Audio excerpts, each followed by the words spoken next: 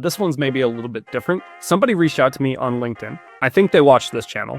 And they said to me, I need some help. Like, I'm running an account and it's not really working out. I gave him a bunch of honest feedback. And then I also told him I'd make this into a YouTube video so other people would be able to see the same kind of advice and potentially get some better outcomes. So today we're gonna walk through his message, talk about the different assumptions, talk about what he was doing wrong and some of what he was doing right, and then give him the full-blown explanation of what I would do if I was in his shoes. So I guess let's start with the proof. This is my LinkedIn inbox, and obviously this should all be blurred out, including his name, because we want to protect his privacy.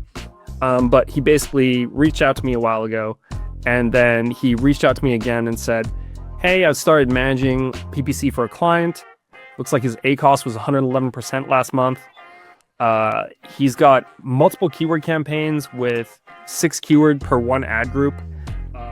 And yeah, 4 ad groups in a campaign, or auto campaigns at least. So there's a bunch of different stuff that I was seeing and I'm like, okay. And he asked like, hey, you know, do you have any guidance for me? He's handled a variety of clients. Some are easy and some like this one are tough. And so I thought I would kind of walk through this and talk about what I said. But yeah, you know, there's the proof.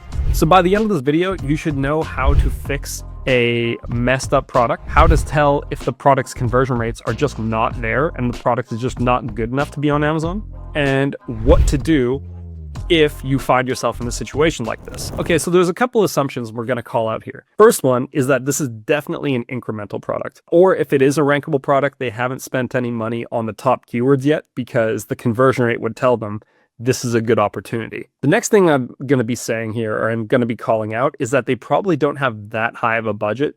He didn't call out his budget, and I didn't want to ask him in case that was going to make him uncomfortable.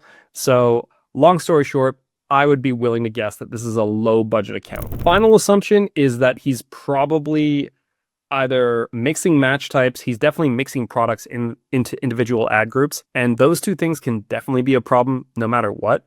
But especially in a circumstance like this where you're not getting the results you want, I think he's probably in a tough situation where he's dealing with weak conversion rates and a product that's not really working from ads and just trying to find some way to get it going. We've been there, and here's the playbook that we've used. First thing I said to him is we want to do 1 parent ASIN per campaign. So you don't want to mix. And the reason we don't want to mix, at least generally, is we want to have good isolation from the campaign to the actual product being sold. So if you have multiple products being sold under different parent ASINs on the same campaign, while a product is struggling, you're going to be faced with like all this messy data. You're not going to have clean data.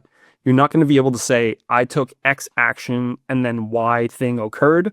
And so we just really don't recommend doing something like that. The next thing we recommend is 1 child ASIN per parent ASIN should be advertised. Now, the reason we recommend that is because traditionally there's 1 child ASIN that has the best conversion rate from ads, and then all the other child ASINs don't necessarily have that same outcome. So why not save your money, spend it only on the product that converts the most, and then if you really want to advertise other child ASINs, only advertise on maybe the keywords that make sense for that child ASIN. So if you're selling a bunch of running shoes and the black shoes convert the best from ads, then you should only run ads for the red shoes on the keyword red running shoes. That's kind of the example that I would recommend you use here. Another thing that we recommend is, and I actually didn't put this into my message to him, so I feel really bad about that. I hope you're watching this and you'll see what I'm saying. I would highly recommend you break out your campaigns into portfolios based on your parent ASINs.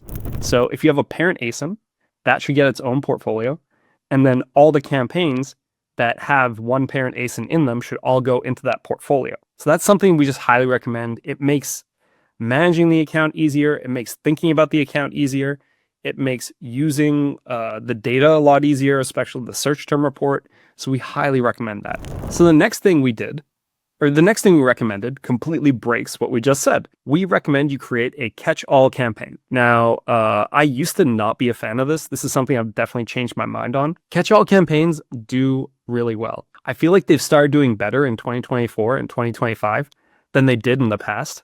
I think Amazon's machine learning has gotten better, and their machine learning is helping us push products more generally. So what a catch-all campaign looks like is one automatic campaign with every product inside of the account in that automatic campaign and really, really low bids. And then just one ad group inside of that campaign with all 4 targeting types. If you create a catch-all campaign and it just doesn't really work out, then you can start inching the bids up until you start getting impressions. Traditionally, we'll inch up like 10 cents at a time. So we might start at 10 cents and go, 20 cents, 30 cents, 40 cents, something like that, because you'll usually get some impressions pretty quickly from the inch up method. Actually, shout out to Michael at AdBadger.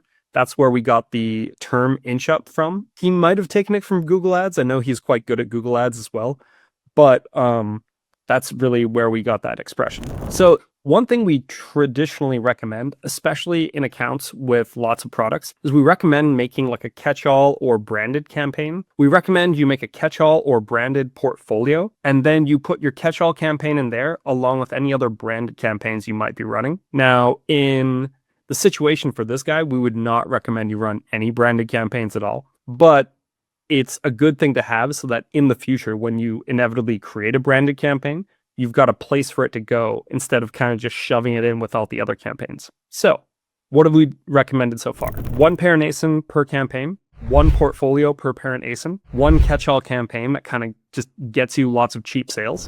Now I want to get into some of the more nuanced stuff. So another thing we recommended for him is 1 ad group per campaign. Why does this matter? We've found that traditionally having multiple ad groups really doesn't benefit you. And the reason we say that is because you don't get any added benefit from having a second ad group. Traditionally, the only thing you get is more messy data in our experience. If you want to create a second ad group, we recommend you just create a second campaign instead, because then you'll be able to control the placement performance better than if you just had a second ad group in that campaign. Maybe that's a hot take. Maybe it's not. I mean, feel free to argue it out in the comments. But our take is that we only want to do 1 ad group per campaign. So once you've isolated everything out, and then you have really clean campaign structure and some campaigns that are spending, the next thing we recommend is putting everything on a pretty tight leash. So this is something that we didn't put in the LinkedIn message, but I'm going to send him this video, so he'll definitely see it anyway. When it comes to products that aren't really working, you actually want to put them on a pretty short leash from a spend perspective. Like if something gets 30 clicks and no sales, you might want to just pause it. What we've traditionally done is actually, if we do a group keyword campaign, we'll do like 5 keywords or less, and they'll all be exact match, and they'll just be low bids. Maybe we'll control the placements, maybe we won't. It'll really depend on the product. And all we're focused on is just seeing, is there any kind of keyword that we can start to get some performance on? So another thing we'll recommend in this kind of circumstance is we want to get cheap clicks wherever we can get them. This is definitely more of an incremental product. And so one of the things you really want to focus on in that kind of circumstance is just try every type of campaign. Don't try them all at once, but like try them step by step. So maybe you're going to get some really good performance from broad match, or maybe you create a phrase match campaign and that's where you get good performance. Maybe it's exact match, and then it's maybe only 2 keywords where you really control the placement. Maybe it's a category targeting campaign. Maybe it's a whole bunch of auto campaigns. I hate to admit it, but I've seen that work. This is a fairly new concept, but maybe it's an audience. Maybe Amazon Marketing Cloud and creating audiences is what you need to do in order to get some better outcomes. Or maybe it's a mix of all those different things. Some other things you might want to try testing, different promotions. Maybe having a coupon or maybe a brand tailored promotion or something like that is the thing you need to start winning those clicks in search and ultimately getting the product velocity going. Maybe it's running a deal and getting your BSR up so that you can start to get more momentum on the keywords that matter. Maybe it's the price point.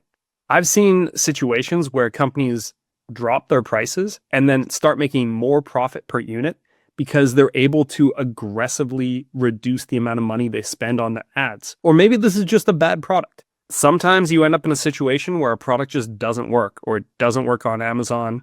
Maybe you launched it thinking people are willing to pay more for a certain type of feature, and maybe that just isn't the case, and you might need to actually just liquidate this product. Maybe not the most fun thing to say, but it's better to liquidate the product and be done with it than it is to spend 6, 8, 12 months just feeling bad about a product that won't sell. So if you like this video, you should check out our pair strategy overview video, which is on the screen now.